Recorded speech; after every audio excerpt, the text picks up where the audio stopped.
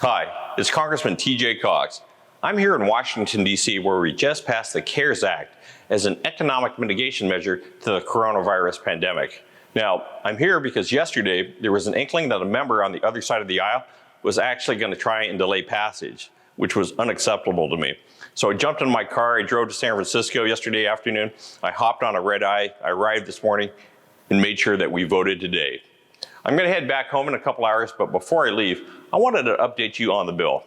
This bill was a bipartisan, good faith effort, and I'm proud that it's going to begin to provide relief to millions of American families and workers.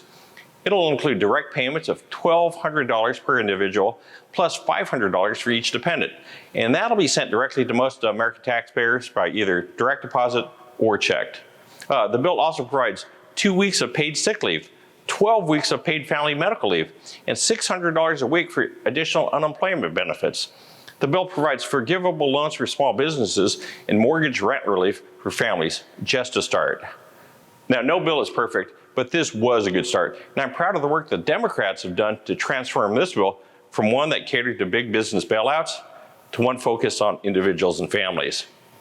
In the last few weeks, I've spoken to thousands of my Central Valley neighbors, including at the telephone town hall the other night, where nearly 9,000 constituents called in.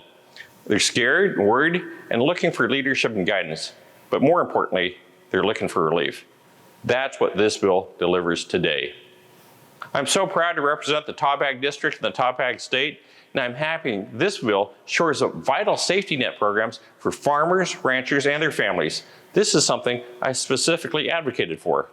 I've also been in constant contact with healthcare workers on the front lines, including my wife, Kathy, and other doctors, hospital administrators, and county officials. They tell me their facilities are overextended and will soon hit a breaking point. I'm proud to tell them that help is also on the way. This bill bolsters our health system with $150 billion to support America's hospitals, our community health clinics, and providers on the front lines of this crisis.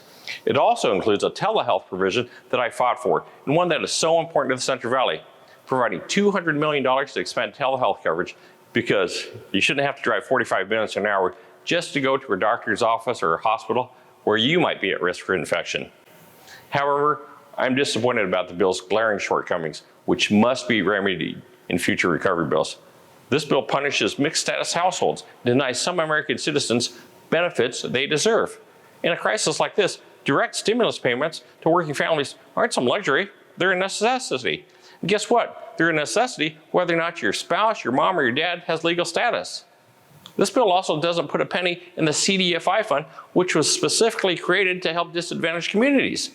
Disadvantaged communities need help now more than ever, and this is no time to let up on our fight against systemic poverty. The bill also fails to protect our farm workers who continue to work every day, keeping us fed, even at risk to themselves and their families. In a time of increasing food insecurity, this bill doesn't raise the meager SNAP benefits that so many families in the Valley rely on. But today, I voted to pass this bill without hesitation to end a delay, which I believe has already been too long. However, especially because of the shortcomings, I am even more eager to get to work on the next recovery bill. And that bill must not only stop the current crisis, but to set us on the path back to prosperity.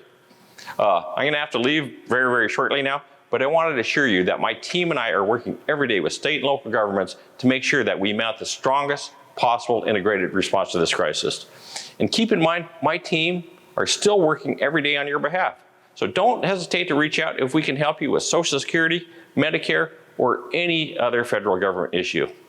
You can also visit my website at cox.house.gov for the latest updates on how to keep your family safe. Remember, we're here to serve you. So please stay safe and wash your hands. Thank you.